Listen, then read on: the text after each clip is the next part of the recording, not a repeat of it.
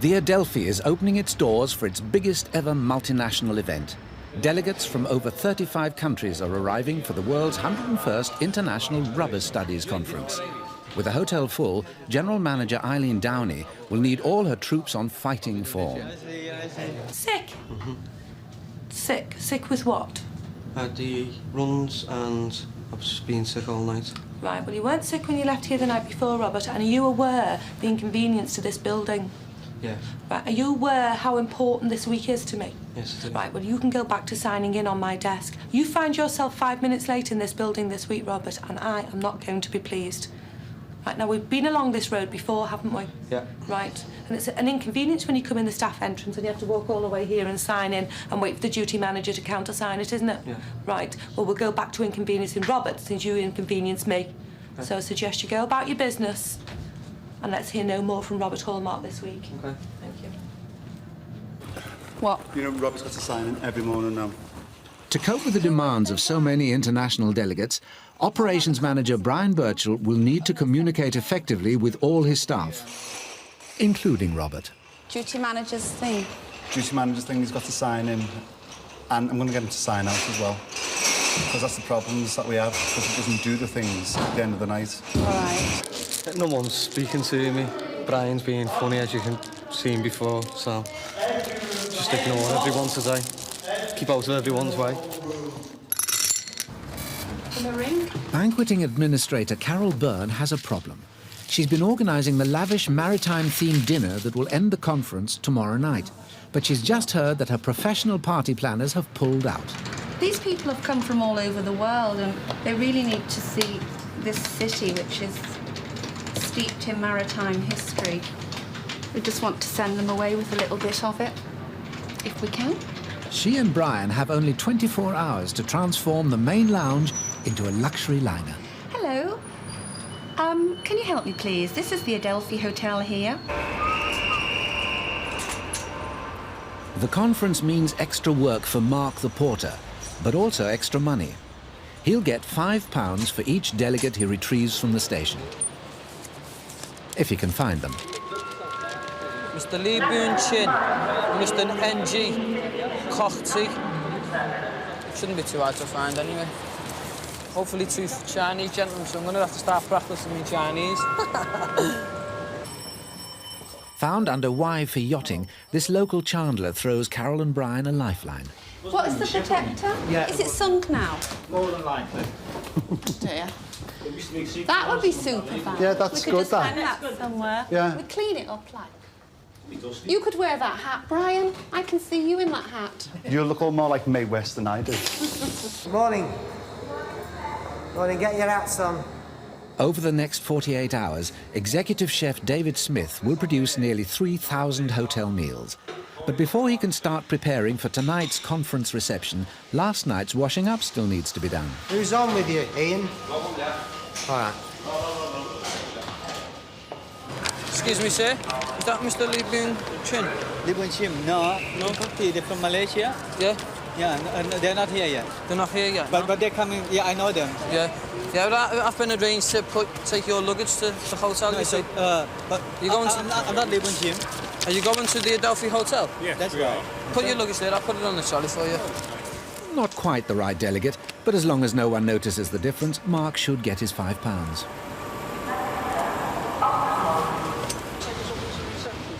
The decorations for the lounge have arrived from the Chandlers. But to improve the maritime theme, Carol's decided the staff should be dressed as sailors. She has sent their captain, Brian, to find the costumes. So how many of them have you got? I can do 11. If you want more, then I'll make a couple more to match up if you wanted me to go to that. Right. I don't really like that. It's tacky. And the hat. Doesn't. Too small. Chef needs to start preparing for tonight's reception. Well, go and have a look before you phone me. Once the hotel restaurants leave him in peace. Is that soup downstairs in Jenny's? What? Has the soup gone down for Jenny's? That's why they're moaning about it. Not happy with the captain's outfit, Brian decides to promote himself to Admiral for tomorrow's maritime dinner. Collar, a white scarf. that would go around the top of that. And the red trousers. I quite like that, actually. It looks very commanding. Nice. I'm very commendable. Back at the station, Mark has one last delegate to collect. All he has to do is pick him out. I'm looking for an African chief, but unfortunately, I don't know his name. So I'll just have to wait for someone that looks odd. Hello. You going to the Adelphi Hotel, yeah? Yes, how are you? Not too bad. Nice to meet you. I'll put it on this trolley, so it saves bringing this one back, you see. That's fine. The chief has arrived just in time for the ministerial reception that will open the conference. I'm in blue, Yeah. big epaulets like that, and a hat. Not those trying things. I'm not wearing the hat. You will, I'll make you. Will I? You bought- Will you I? wanna be Will a I? man? Will I wear this hat? No way. Brian now has a few minutes to change into his standard uniform while Chef and his team get ready to serve the hot canapes. Timing is crucial. There's only a 10-minute window between the minister's speech and his departure. A telephone number, nationality and signature, sir. Should you leave any of your fabulous clothing behind and we need to contact you to forward it on. It's just for lost property purposes, sir. And is it by cash or by credit card, sir? Cash, please. It's cash. Cash. That's 400 to pay, please, sir. But he didn't have much change. He said he's going to come back down when he gets some English currency. Mark doesn't get a tip from the chief, but he does get some unwelcome advice from the boss. Mark, when I tell you to wear your coat, I don't care whether the train's in or not. You wear your coat. Right, have I made myself clear, Mark? Right, at the moment, you're an embarrassment. I'm too busy to cope with embarrassment this week. Go on your desk and sort your keys out. Do enjoy your stay with us. Thank you. Sorry, I missed all the meetings. You should attend the meeting. That's okay, though. He was the first African chief I've ever checked in. He was lovely. I felt terrible asking him for cash. I don't know how high up he is. You have to do these things. This is Britannia. The International Rubber Studies Conference has begun. John Battle, Britain's Minister for Science, Energy and Industry, has arrived on time. Well, have you told me? That's what I'm asking you. I don't know yet. In ovens, but I don't know. Now it's down to Chef and Brian to keep their cool. Just tell me where they are. Chef! Chef! The minister's supposed to be making a speech at 10 past, and it's going to be for 5 minutes at tops. That's a 10-minute warning. Mr. Chairman, distinguished guests, ladies and gentlemen, pray silence for the Minister for Science, Energy and Industry. No, they want them in the room. They were asking us for the drinks and the canopies in the room. I only say what the customer says. You are a dickhead. I'm not. I'm not. I'm not. I know I'm not. I know you are, Brian. Do you? You are a dickhead. And get your hat on. I wish the International Rubber Study Group all the very best this week and when we meet again. Thank you very, very much for coming to Liverpool.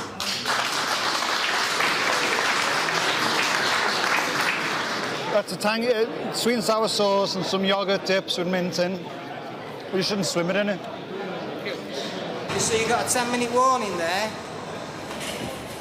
Whatever that means. If there's a nuclear war, we with him, aren't we? When I breathe, it annoys the chef because he's just on one today. Thank you very much, sir. Chef got his food out on time, and the minister caught the last train to London. But tomorrow's even more important.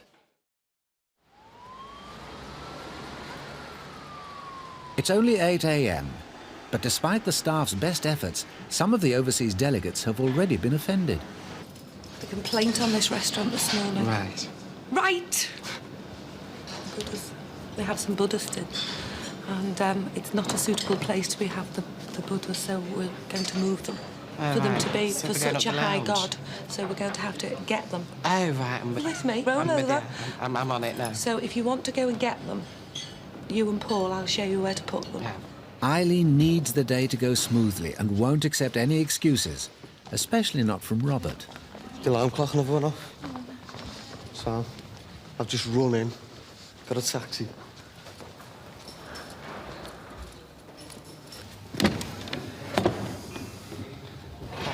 Turn around.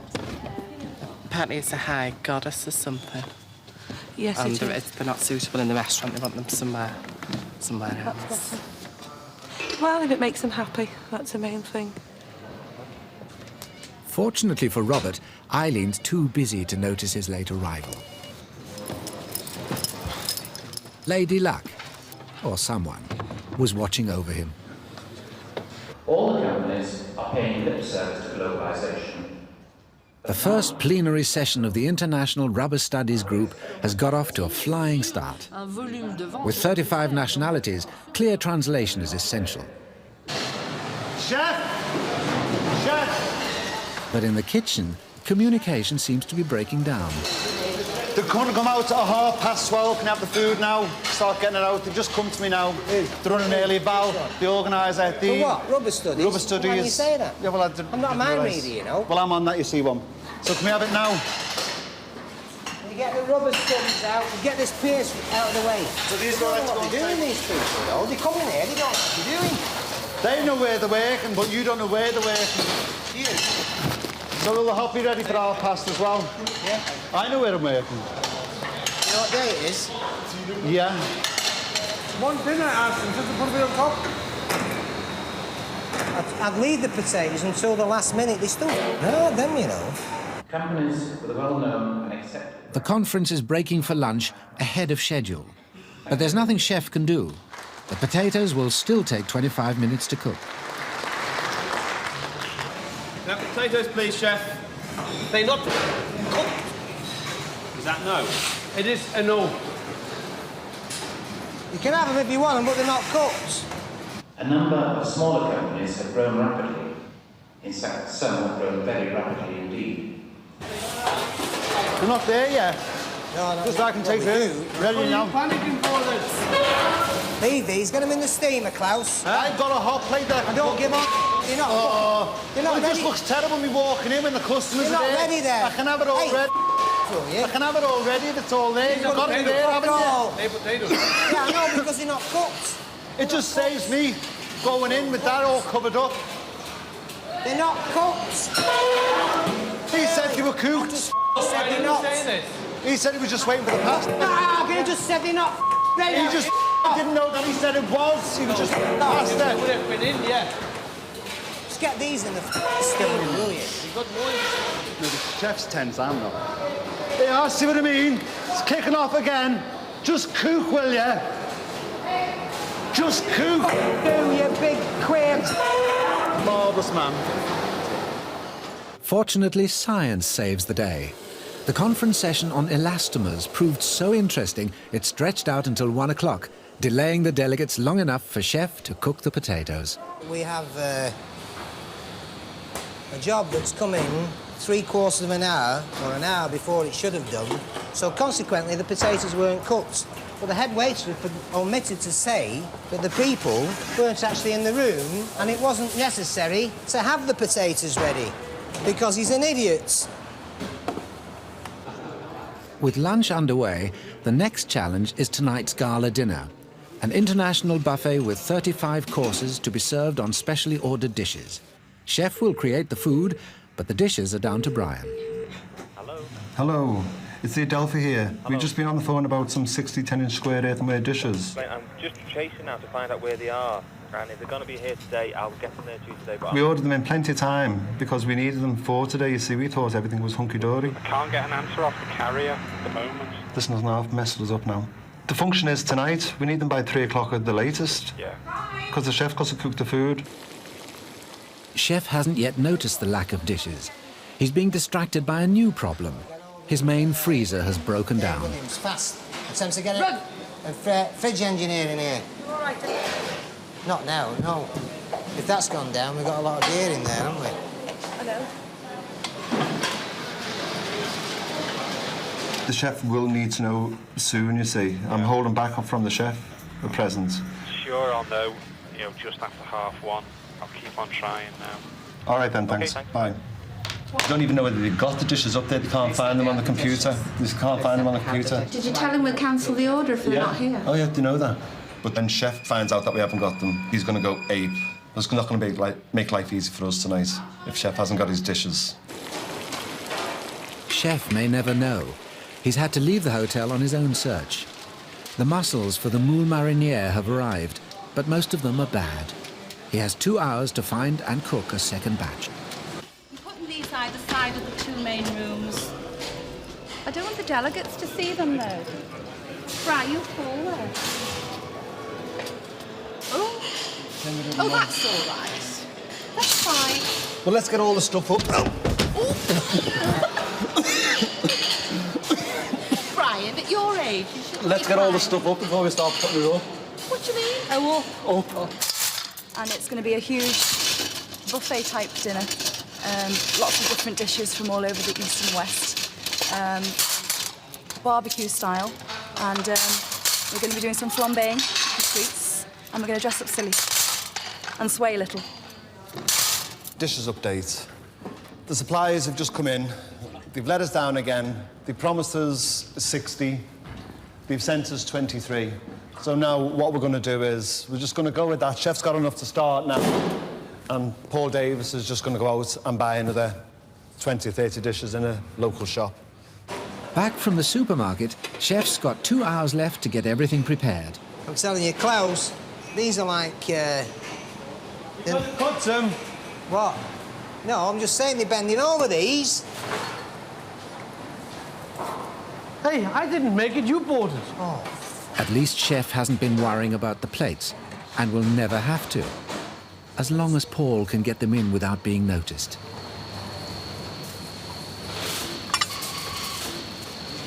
That's the dish crisis now solved. Got enough for tonight, yeah? What do you do with the rest of those onions? The second batch of mussels have arrived, but Chef's still not happy. It's not the season for mussels. It's supposed to be an hour in the month. So these are cultivated mussels. They're not the same as the fresh mussels, but that's all we can do. Oh, hello, sailor. While Chef rushes to get the mussels and the 34 other courses ready, all the Admiral and his crew have to do is get dressed. Oh, okay, brilliant. Should all look very smart tonight. Well, Brian, you'll be going home and that, I know you. You won't be getting it back. Be all right for a Saturday night, then? All these guys do, these waiters, is put a suit on. That's all they do. You know what I mean? Any fool can put a knife and fork on the table, can't they, for Christ's sake? But getting dressed is a bit more difficult. And that's the only difficult thing they have to do. Get dressed. Is this left or right? Don't think it matters. How'd you get it on? Hopefully it'll come to... Oh, perhaps you should have put them on... More haste, less speed. Have we got all the flats, Klaus, for the Peruvians? With half an hour to go, things have calmed down in the kitchen, and the Admiral is prepared for any storms ahead. And you should carry, right, you should carry, you know, your hat under your arm like they do. You know, that. And a drink in the other hand. You are Horatio Nelson. Chef's fine tonight. He's all right. He's got his dishes, he's got his mussels. When it comes to service, that's a different matter, but he's all right at present. I'm a pussycat.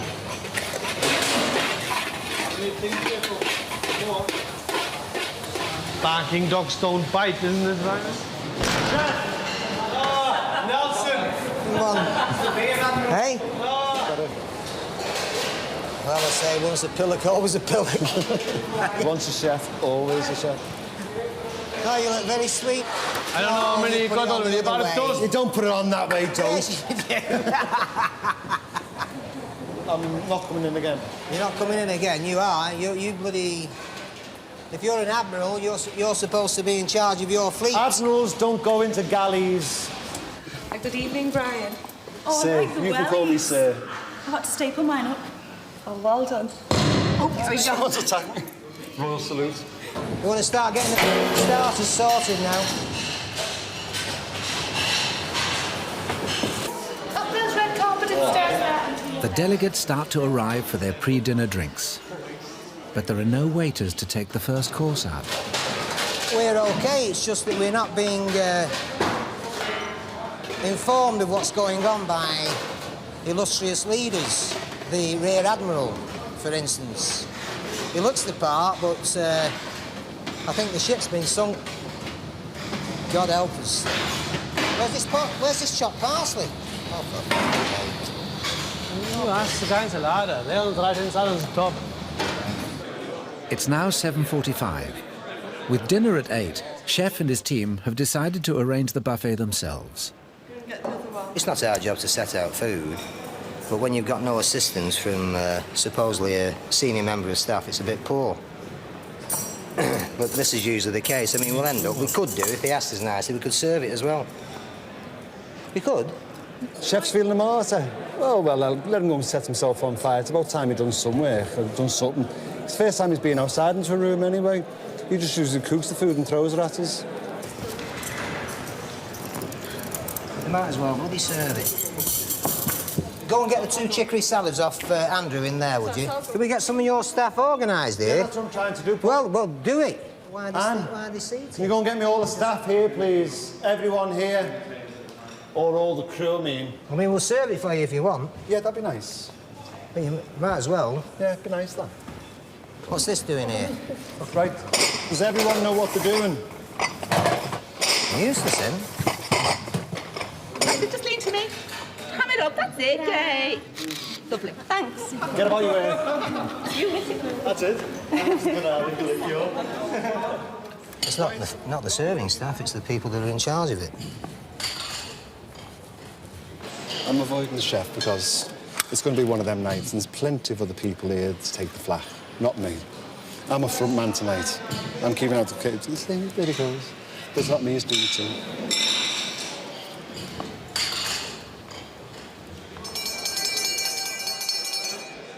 Will Mr. Morris Kane and his top table guests please take their seats? The second course will be hot. They have 27 of the 35 dishes left to complete. But as the cold buffet is served in the lounge, Chef discovers some of it's been put into the wrong room. What are you doing with that? Read the menu. Put it in the other room. Read the menus. What's the matter with you? Dickhead he is. But he's going to burst a blood vessel. I mean, the people don't want to see screaming and shouting. They just want to see food.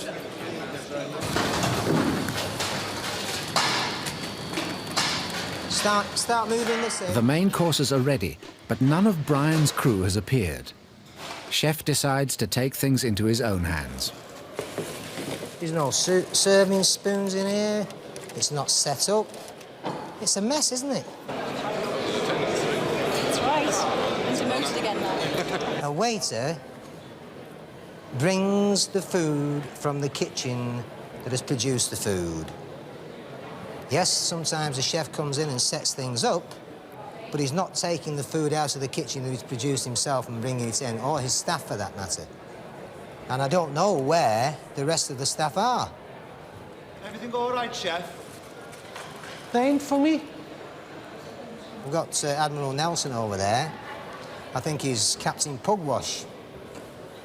A little bit, just As the last of the delegates sample the cultivated mussels, Brian's ready to announce the main course. Here we are.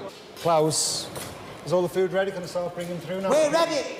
We haven't You got any ready? waiters here. We're bloody bringing us food out. Organise your staff. Thank you. Organise your staff. Everything's fine, calm and dandy. Except chef. But unknown to Brian, there's a new burning issue to be dealt with.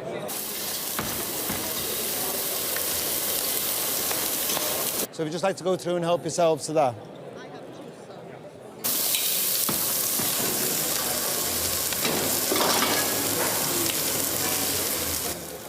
The double glazing has been designed to keep the noise of the city out, but it's also keeping the smoke from the barbecue in.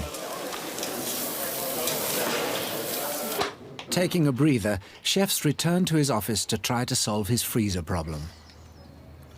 He still can't get hold of a fridge engineer, and the temperature in the hotel is rising. Don't we crawl on the ground now? keep to the wall. No, it's not a problem. It's all right. Okay. We're barbecuing. We can't trust the English weather. We could have gone on the patio. I saw that But they'd have yesterday, you're stolen right. the barbecue if we put it outside. Indeed, they would not.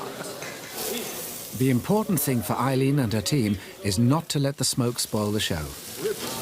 Just a bit of fog. Just a bit of fog. Smog. You got smoke detector? No, it's on. No. The barbecue has reduced visibility to 5 yards.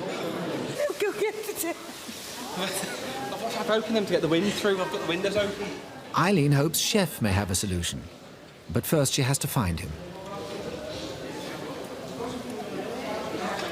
Let's go through and see Klaus and say switch the grills off. Well, they have, but it hasn't moved, and they haven't Well, what moved. do you, should I blow? Get Brian Birdshaw with his hat to blow on it. Because he's done all else. I'll go and sort it, David. Thank you. We could put it in the kitchen and sort of mop it. It won't go anymore. This won't go away now. Well, we'll carry on cooking. Fine. It won't go away now anymore. What you do, this is the secret. You get some water, put it on your things and walk in. But we have to go in there. You have to go in there, so... And we haven't got any gas masks. We thought the best thing to do, because we've got so many fruity, sort of crumbly, soft things on the buffet here, the smoke is just going to get into them too badly. And besides, I couldn't stand in this room any longer, really, could you?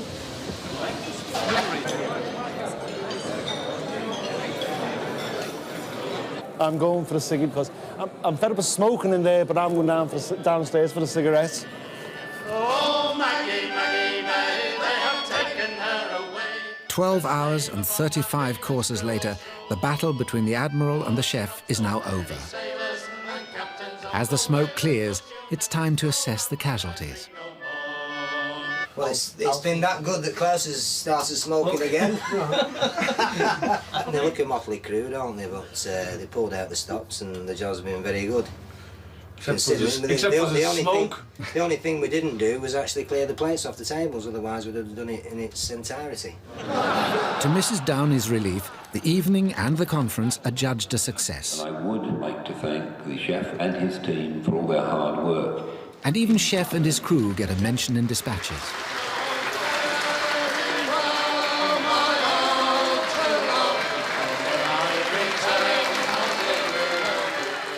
The 101st International Rubber Studies Liverpool Conference is almost over.